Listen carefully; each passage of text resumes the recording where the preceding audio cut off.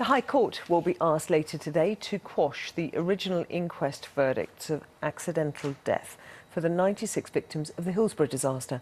The Attorney-General wants new inquests to be held following the publication of an independent report which established that almost half of those who died might have been saved.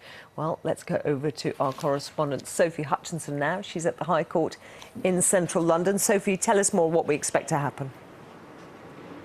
Well, this is expected to be a very short hearing today, but it is of the utmost importance in the history of the Hillsborough tragedy. And to underline that point, the Attorney-General, Dominic Grieve, is coming here himself today. He will apply to the highest judge in the land, Lord Chief Justice, and ask him to quash those Hillsborough inquests. Well, with me to discuss that is Andy Burnham MP. Andy Burnham, you have been very much involved in the Hillsborough report recently, etc. Can you explain a bit?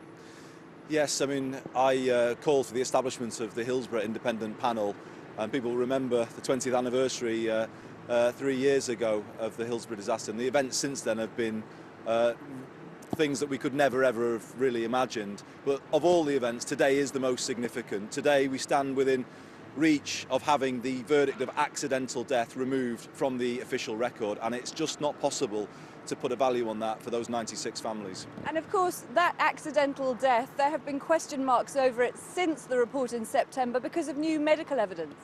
That's right. I mean, we had the appalling finding that 41 of those 96 young people could have survived. And you know, the original inquest basically didn't allow us to hear that because it imposed a 3:15 cut-off. It said no evidence could be admitted after that time. So those families outside that court, some of them have just said to me, we've never heard what happened to our son, and my dad died not knowing what happened to him. I mean, no family should ever be in that position in this country ever again. And just to explain that a little bit more, the coroner in those original inquests had said that after 3:15 nobody had died and no more evidence was allowed to be heard. The families have always disputed that, haven't they? They've always disputed that. The coroner ruled that everybody who died was irreparably damaged at 3:15.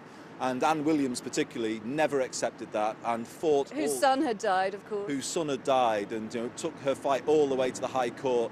Anne sadly has cancer, but we've just seen her arrive today, and what an incredible moment for her. It's a very emotional time for the families. How significant is this? It's a very hard day. It's a bittersweet day in many ways. Those families have got on a coach at 5 o'clock in Liverpool this morning, and they shouldn't be coming to London today to find out they're back where they should have been 23 years ago. And I think we have to remember that today. Nothing will give them back those 23 lost years, but without the fight they put forward, they can at least be able to say tonight that they did everything for their sons and their daughters. Thank you very much. Well, those inquests, the result on these inquests is expected before lunchtime today, so we've got a few hours to wait and see what that result will be. Now back to you in the studio. Sophie, many thanks.